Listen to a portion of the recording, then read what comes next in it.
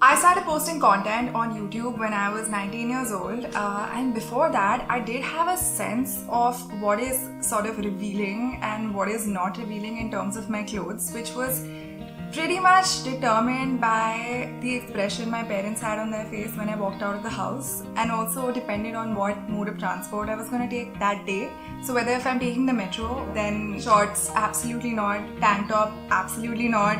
And that is just something that was so normal. I never ever questioned it. But when I started making content on YouTube at 19, I was wearing whatever I really wanted to wear. I was fighting with people who stared at me or catcalled me. I would give them the looks and I would, जाके मैं लड़ लेती थी उनसे.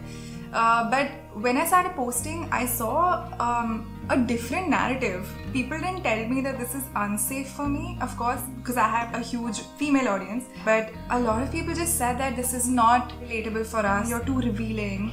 I understand the not relatable part because for so many of us, there is no option to fight at home. But the whole thing about this is too revealing and you're, setting the bad example. You look like a slut. And after the point, I kind of blocked these words as well from my YouTube comments. You can do that.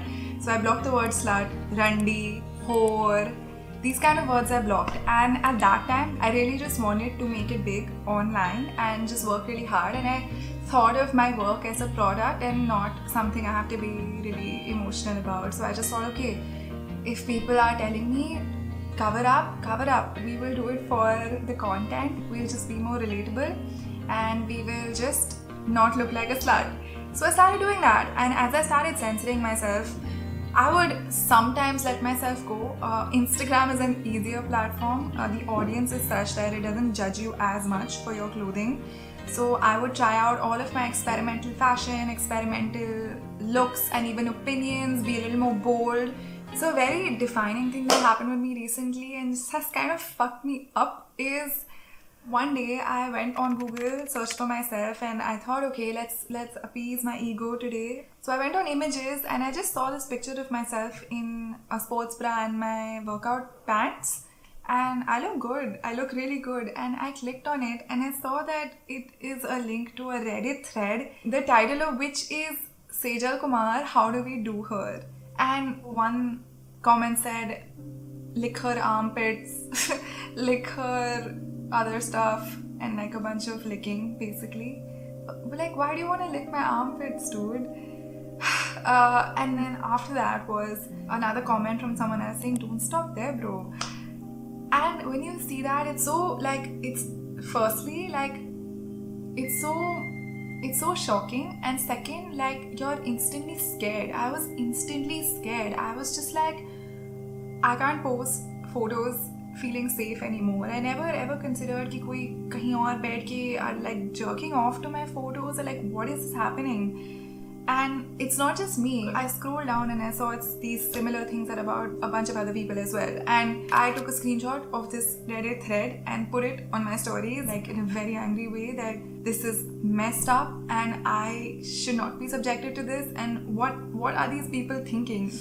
It's so weird, because it affects you mentally. If I meet someone in public now, I just feel scared. I'm just like, तुम क्या सोच रहे हो मुझे देख के? And a bunch of people, including some from my family as well, told me that, hey, you appear really angry in your stories these days. Maybe you want to spin this around in an ironic and funny way when you respond to this. These responses, made me realize, oh my god, people are telling me to respond to sexual harassment in a funny way. In the same breath, the person who suggested me to tone down my anger also said if this person was in front of me, I would have beat the shit out of them. And this is a man telling me. So I'm just like, you beating the shit out of someone is okay, but मैंने तो Instagram पे caption लिखा है, उसमें भी गुस्सा नहीं करूँ क्या? And I understand that what I did, I'm just giving attention to these people, and maybe everyone who's giving me this advice, they're like concerned about my safety. But yeah, I'm still figuring this out. And I was gonna say if you have suggestions, leave them in the comments, but no thanks. So to deal with all of this toxicity, you definitely need a strong female support system, but unfortunately, the female friendship sort of narrative is really messed up. It's it's on us to sort of fix it and see that we can find a really great female support system. So to know more about strong female friendships, check out Karima's video.